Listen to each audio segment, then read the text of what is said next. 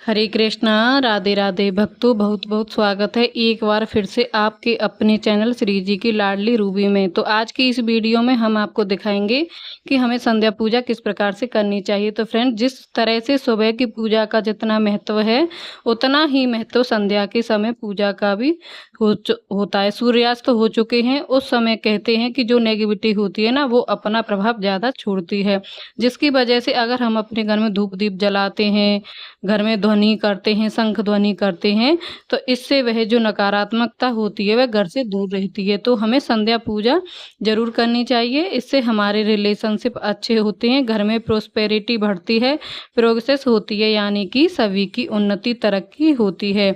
तो सबसे पहले देखिए, आप अपने मंदिर में जो सुबह में आपने फूल चढ़ाए हैं वह हटा लें, जो प्रसाद चढ़ाया है वो हटा लें।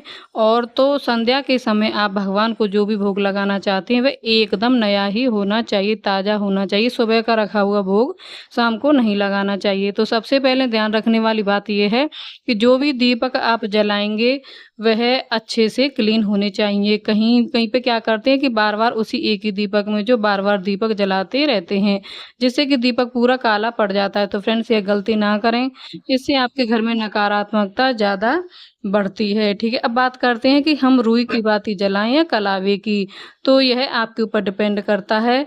और आप रुई की बाती जलाएं, वह लंबी बाती हो चाहे गोल बाती, लेकिन अगर हो सके तो एक बाती आप कलावे की जरूर जलाएं। तो जो लंबी बाती रुई की होती है, मैंने बनाई है, इसे मैं अपनी माता रानी के लिए लगाऊंगी। और मेन दरवाजे पर जो लगाई जाती है वह भी लंबी बाती लगाई जाती है। पितरों के लिए जो दीपक लगाया जाता है वो भी लंबी बाती का लगाया जाता है।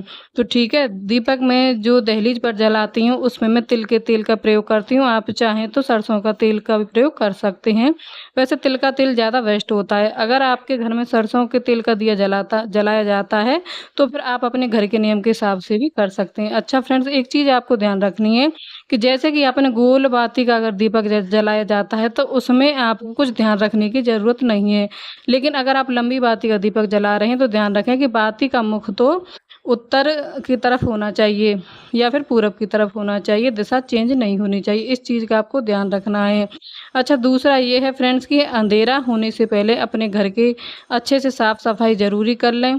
ठीक है, और किचन में आपके जूठे बर्तन पड़े हों तो और ध्यान रखें फ्रेंड्स कि घर के किसी भी हिस्से में ना अंधकार नहीं होना चाहिए। संध्या के समय आप अपने पूरे घर की लाइट जला दें। ठीक है, और घर में कोई ना शोर नहीं रहा होना चाहिए, इस बात का भी ध्यान रखना है। अगर आपके घर में कोई बीमार व्यक्ति है तो आप उसको भी संध्या के समय थोड़ा सा सहारा लगा के आपको उनको बैठा दें, पीछे उनके पिलो वगैरह लगा दें। अच्छा, अगला आपको इस चीज़ का भी ध्यान रखना चाहिए फ्रेंड्स कि संध्या के समय जिस समय दिया बाती का समय होता है उस समय आपको कुछ भी खाना नहीं चाहिए। कहते हैं इस समय पितरों को भोजन दिया जाता है, और घर के मेंबर्स अगर इस समय भोजन करते हैं चाहे नाश्ता करते हैं तो कहते हैं इससे आपके घर में गृह कलेश का माहौल बन सकता है। तो आप ऐसी गलती ना करें। ठीक है, संध्या होने से पहले आपको जो भी खाना है और वह बच्चों को, बुजुर्गों को और बीमारों को इनको मना ही नहीं होती है, लेकिन जो समझदार व्यक्ति हैं, घर की महिला हैं, पुरुष हैं,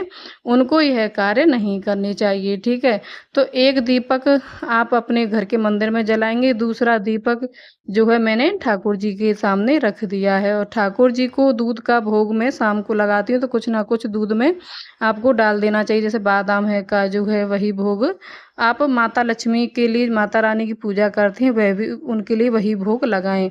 घर के मंदिर में फ्रेंड दिया जलाने के बाद आप यहाँ पर कोई पूजा पाठ कर सकते हैं, किसी मंत्र का जाप कर सकते हैं। ठीक है, आरती कर सकते हैं भगवान की। अगर आप इतना आपके पास समय नहीं है ना, तो आप क्या करें, मोबाइल पर भी आपको चला के रख सकते हैं। आप भगवान के कोई मंत्र चला लें, हनुमान चालीसा चला दें, जो भी आपका मन हो अब आप यहाँ पर रख दें। और जो दो दीपक हम कहाँ लगाएंगे, तो एक दीपक हम तुलसी जी पे जलाएंगे। तुलसी जी पे हम गोल बाती का दीपक जलाते हैं, और एक दीपक हम जलाएंगे दहलीज में। तो दहलीज पर आप लंबी बाती वाला दीपक ही जलाएं, और वह उसके नीचे थोड़े से चावल या किसी प्लेट में रखकर ही जलाएं। तो ऐसे ही आपको दीपक जलाना है। और पितृ पक्ष चल रहे हैं तो एक दीपक मैं पितरों के नाम का छत पर जलाऊंगी 16 दिनों तक। तो आपको इस तरह से पितरों का दीपक भी अवश्य ही इन दिनों में निकालना चाहिए। इससे हमारे पितृ तृप्त होते हैं।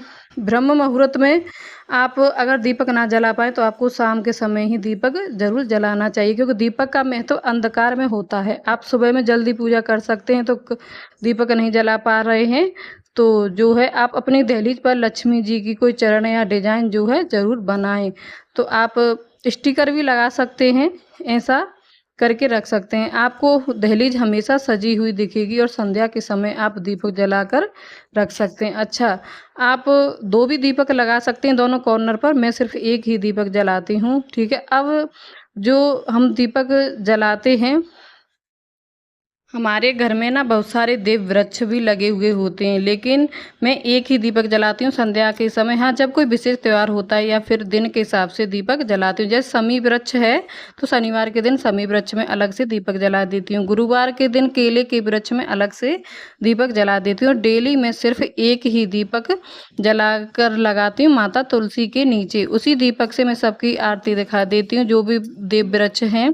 तुलसी माता के पास तो जो है पूजन किया जाता है हर रोज और शाम को दीपक जलाता है। उस घर में कभी भी आदि व्याधि नहीं सताती है, कभी लड़ाई झगड़े नहीं होते, धन की कभी किल्लत नहीं होती, यानी कभी भी उन लोगों के दरिद्रता का मुंह देखना नहीं पड़ता है। तो फ्रेंड, संध्या के समय जिस घर में भी ना इन नियमों को अपनाया जाता है ना, वहाँ पर नेगेटिविटी का वास नहीं होता है, वहाँ पर पॉजिटिविटी रहती है। घर के लोगों को कम मेहनत में ही अच्छे फल मिलते हैं, अच्छे परिणाम मिलते हैं। और फ्रेंड्स देखिए, यही समय होना चाहिए संध्या दीपक जलाने का। और अभी देखिए, क्योंकि गर्मी है तो 6:30-7 बजे तक जो है सूर्य अस्त हो जाता है। तो इन चीज़ों का हमें ध्यान रखना चाहिए और दीपक जलाने के लिए बहुत ज़्यादा हमें लेट भी नहीं करना चाहिए। तो फ्रेंड, जिस तरह से नेगेटिविटी है उसी तरह से पॉजिटिविटी है। जैसे दिन है तो रात भी है, ऐसे ही भूत भी प्रेत भी हैं तो अच्छाई भी है और बुराई भी है। तो फ्रेंड्स, अगर हम अपने घर की सुरक्षा चाहते हैं, सभी का भला चाहते हैं, तो घर की महिलाओं को यह नियम ज़रूर से अपनाने चाहिए। तो फ्रेंड्स, उम्मीद करती हूँ कि आज की वीडियो आपको पसंद आई होगी। वीडियो अच्छा लगा हो तो लाइक, कमेंट और शेयर तो ज़रूर कीजिएगा। अगर चैनल पर पहली बार आए हैं तो सब्सक्राइब ज़रूर कर लें।